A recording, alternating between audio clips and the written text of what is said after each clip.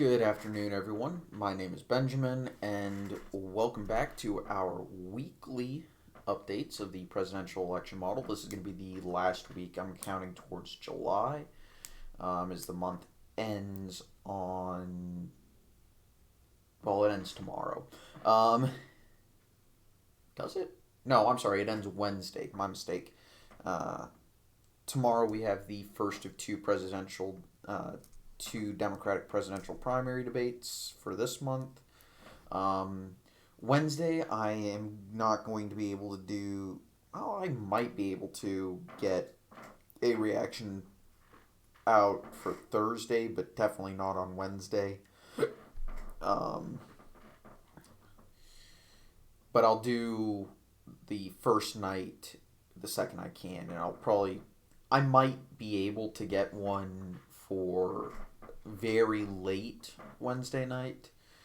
And like I said, Fridays are now going to be my Senate election vids, just because Wednesdays I'm not going to have time because of work. I'll be working banking hours, so I'd rather not screw up my sleep schedule just to maintain the same upload schedule I've been doing. So, not much has changed on the Electoral College map based off of my model, which of course you can find a link to down in the description. And like, comment, subscribe if you actually enjoy the content. It means a whole lot, and it actually helps. Um, Obviously, you can scroll through. You can actually check to see where all this stuff is. That's in the that gives me the numbers. If you just want the polls only, well, here you go. Merry Christmas in July. But one of the things I decided to do for today is I wanted to see whether or not there was a background or reason to believe that Donald Trump could outperform his polls. And I wanted to see if it mattered whether it was a swing state or if it mattered based off of the region, anything like that.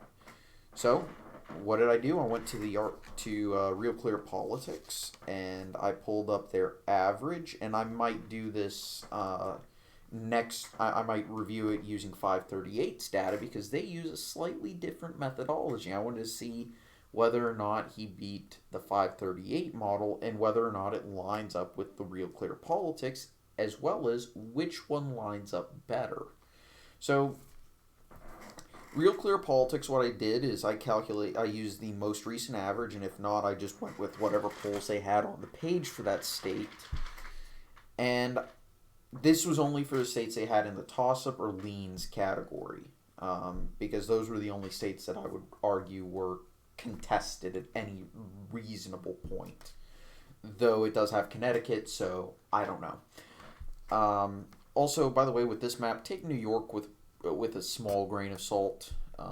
So Connecticut was at -3, and negative numbers means Trump underperformed his polling. Positive numbers means he overperformed, and you're going to see some pretty interesting numbers here. Connecticut, he underperformed by 3. Maine's first district, Maine CD1, he underperformed by 4.5. I just rounded to 1 decimal point, though with the averages, I rounded to 2 if it was possible. There's actually one where it was dead even at 1 decimal point. So, anyway, Florida, he overperformed by 0.8%. Ohio, he overperformed by 5.9. Michigan, he overperformed by 3.9. Pennsylvania, 2.8. New Hampshire, both candidates performed as expected with regards to the gap, the vote margin. And that's actually what this is the vote margin. How much of a margin did they claw back based off of the polls? Maine's second congressional district, Maine CD2, Trump overperformed relative to the margin by 11.4%. Maine, at large, he overperformed by 2.6. North Carolina, he overperformed by 2.8. Virginia, he underperformed by 0.1%. Georgia overperformed by 0.3%. Colorado underperformed by 1.9. Nevada underperformed 3.2. New Mexico under by 3.3. Arizona under by 0.5%.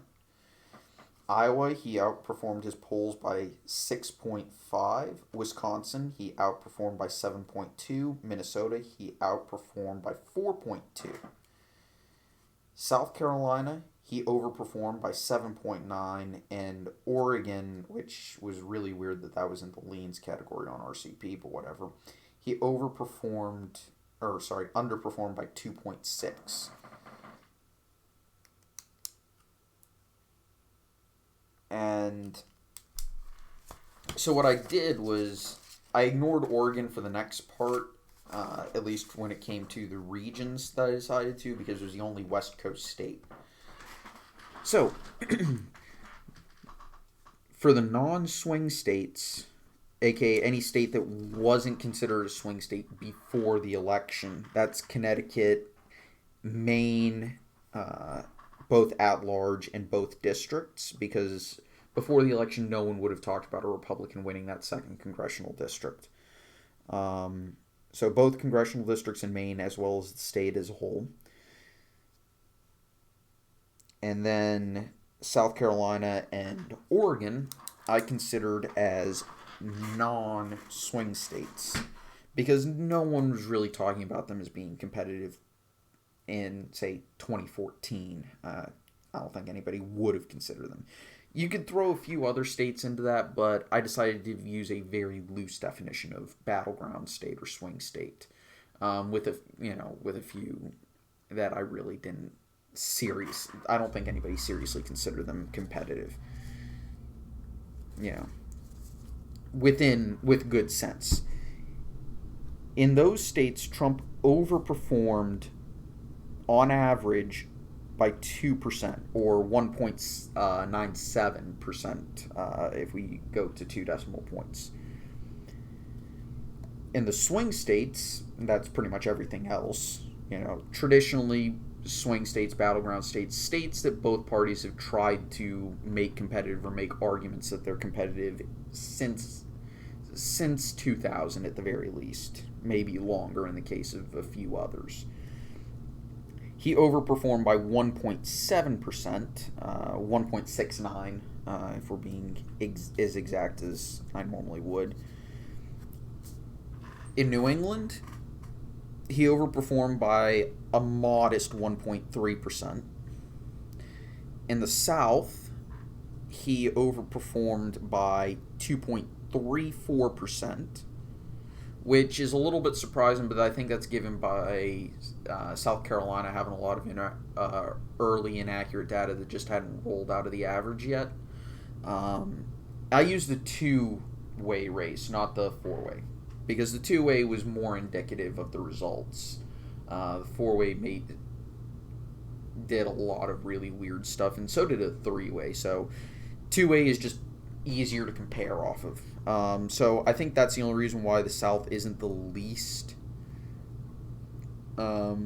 affected by Trump's over or under performance.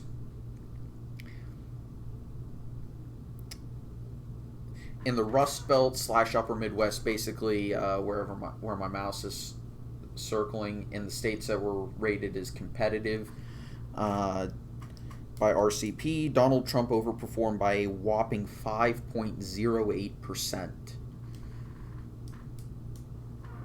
And in the Southwest, this was the only region Donald Trump underperformed in, at least based off of the averages. And again, we have a few things throwing some stuff off, but whatever.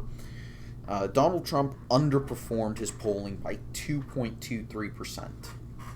So what does this mean going forward? It means that I may, depending on how 538 stacks up, I'm honestly tempted to add in a regional factor on my model, which will try and bring the states a little bit closer in alignment, meaning if Trump does well in one state, it'll reflect positively in another state in that region to a smaller degree, but it'll help fill in states I don't have as much polling data for. So let's say we get a lot of data out of Georgia and North Carolina and it looks bad for Donald Trump. Well, it's going to hurt him across the rest of the South is what I'm going to say. And I'll probably work on that over the weekend, probably on Sunday, maybe not. Probably on Sunday, maybe Saturday night. Though Saturday I'm going to be spending, playing in a chess tournament. Again, I really like playing chess, okay? Plus, if I do well, I actually wind up not needing to, things... It actually does help me a little bit financially under normal circumstances. The one I played in June was really weird in that I only netted $7 because normally I net enough to pay my electric bill in the summer. But let's say we're polling in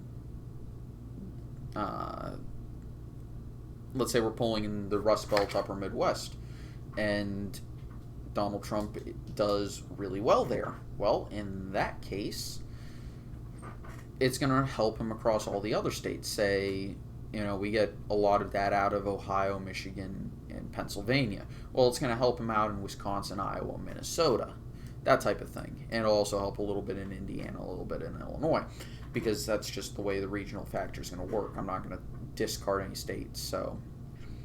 And it should help get things aligned. That way, again, like I said, it'll help fill in data in other states that are kind of lagging behind when it comes to polling data. Because let's be honest, we're not going to get a lot of polls out of states, we're not going to get a lot of polls out of, say, West Virginia or Tennessee or Arkansas.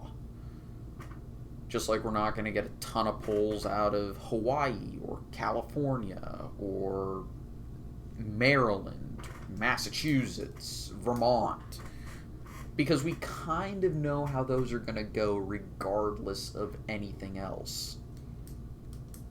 We're probably not going to get a lot of polls out of Delaware or Rhode Island or stuff like that, just because it's just not the way.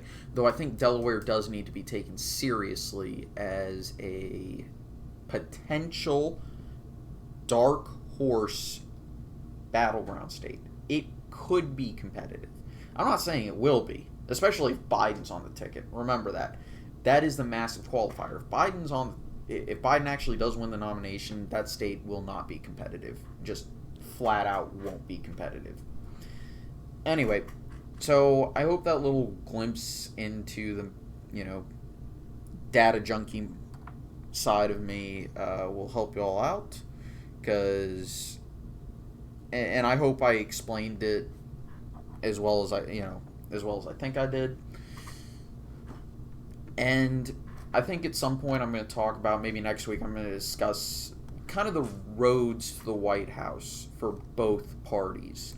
I'm going to be serious about it. I'm not going to, go crazy and say, oh, well, this is Donald Trump's only route, or this is a Democrat's only route, or, I'm going to talk about, hey, Democrats could win here, here, here, and here, and there is room to improve in this area.